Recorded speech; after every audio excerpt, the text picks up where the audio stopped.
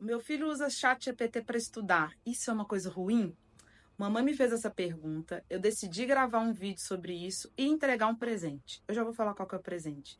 É um guia para pais sobre com prompts e com orientações sobre como a gente pode usar o ChatGPT de forma qualificada para orientar e mediar processos de estudos com as crianças.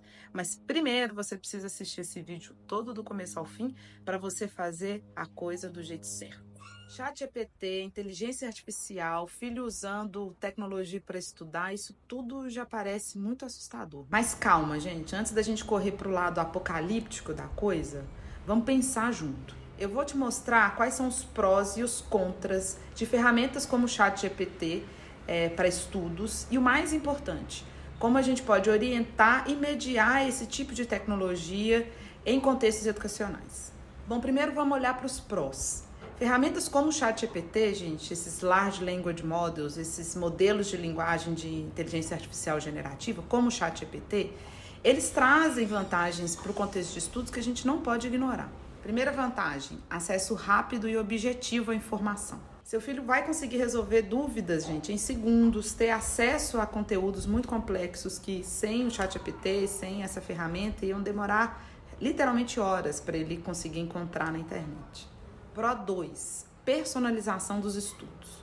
E o ChatGPT é uma espécie de uma semente da técnica que pode vir a daqui a alguns anos, pode ser 2, 3, 5, 10 anos, a gente conseguir entregar uma personalização do estudo assim que a gente sempre sonhou, ou que a gente sempre imaginou ser possível em educação. Mas ele já consegue fazer algumas coisas bem, por exemplo, adaptar respostas ao contexto lá daquela criança, daquele adolescente que está estudando.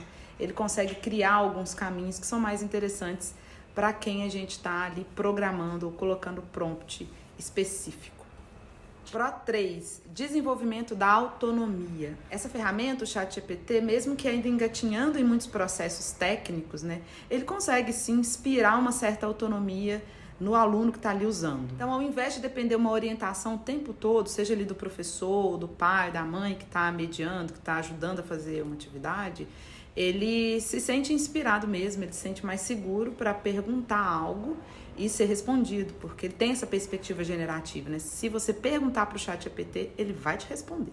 Mas nem tudo são flores, né? Até agora pareceu que é só coisa boa. Vamos falar da coisa ruim. Na verdade, não é exatamente da coisa ruim, não quero colocar assim como vilão e mocinho, sabe? Mas a gente precisa discutir quais são os desafios de usar o ChatGPT para estudo, de para casa, de pré-prova, enfim. Contra 1, dependência tecnológica. Se seu filho começar a depender demais de IAs na hora de estudar, por exemplo, ele pode perder a capacidade de ir atrás de soluções, de buscar soluções, né? E ficar só esperando que algo, alguém, com alguma tecnologia, com alguma coisa, traga respostas prontas e adequadas para ele. Eu comecei a ver alguns estudos sobre isso no contexto de educação, né? Não existe nada ainda documentado, mas é algo que a gente começa a perceber. E dependência tecnológica, gente, é algo real, né? Isso existe, a gente, inclusive nós adultos, estamos vivendo essa dependência tecnológica todos os dias, cada dia mais. Contra 2, falta de confiabilidade nas informações. O ChatGPT, gente, é uma máquina, por assim dizer. Ele é algo que foi construído, inventado por um ser humano. Ele não é uma inteligência biológica, né? Ele é uma coisa. E por ser uma máquina, mesmo sendo uma máquina, às vezes a gente tem essa sensação, né, de que as máquinas são infalíveis. Não, o ChatGPT não é infalível. Muito incrível, sim, uma das mais incríveis já inventadas até hoje. Mas ele não é uma inteligência suprema, não mesmo. Ele é um tipo de inteligência artificial que a gente chama de inteligência artificial generativa. Ou seja, se você perguntar algo para ele, se você der um input para aquela máquina, ela vai te responder, ela vai gerar alguma coisa, né?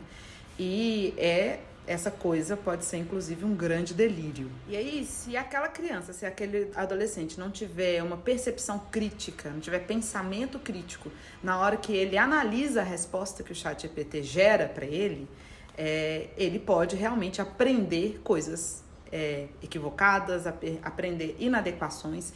E aí uma ferramenta que a gente estava usando para facilitar processos de estudo, por exemplo, vira um grande problema. Contra 3, reflexões superficiais. Tipo, gente, de interação que o ChatGPT pede é uma interação muito rápida e muito direta. Você pergunta, ele responde, você pergunta, ele responde.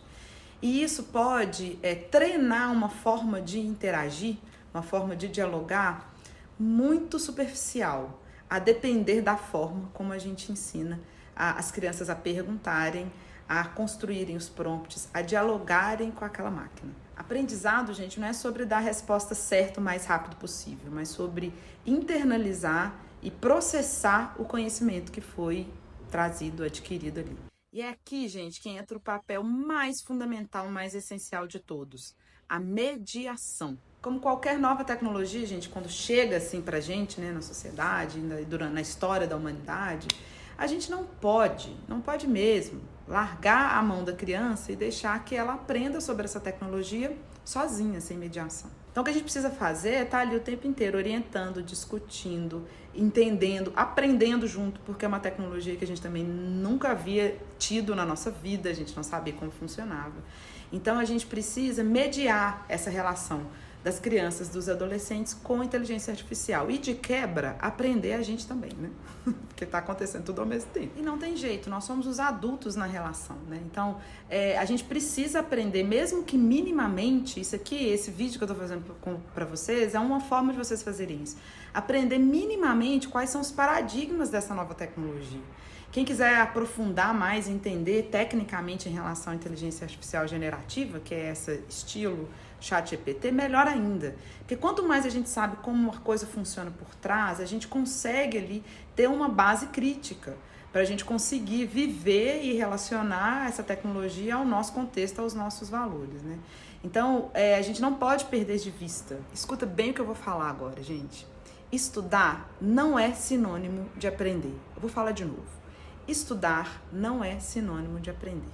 O ChatGPT e outras IAs, eles podem auxiliar seu filho num processo ali de estudo, que é importante dentro do contexto da aprendizagem. Estudar faz parte do complexo processo de aprender, mas estudar não é garantia de que ele está aprendendo profundamente, aprendendo de forma significativa.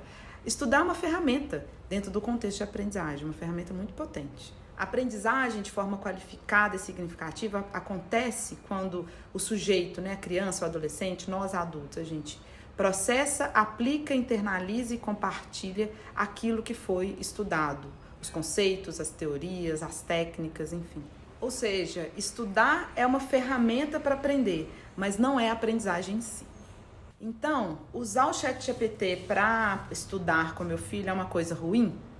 Depende de como você medir essa relação. A gente preparou um guia especial para que você consiga estudar com seu filho usando o ChatGPT, com prompts e com orientações para que você use essa tecnologia que está aí à nossa disposição, mas de forma adequada, de forma consciente e com algumas instruções que só a Casa Fundamental faz para você.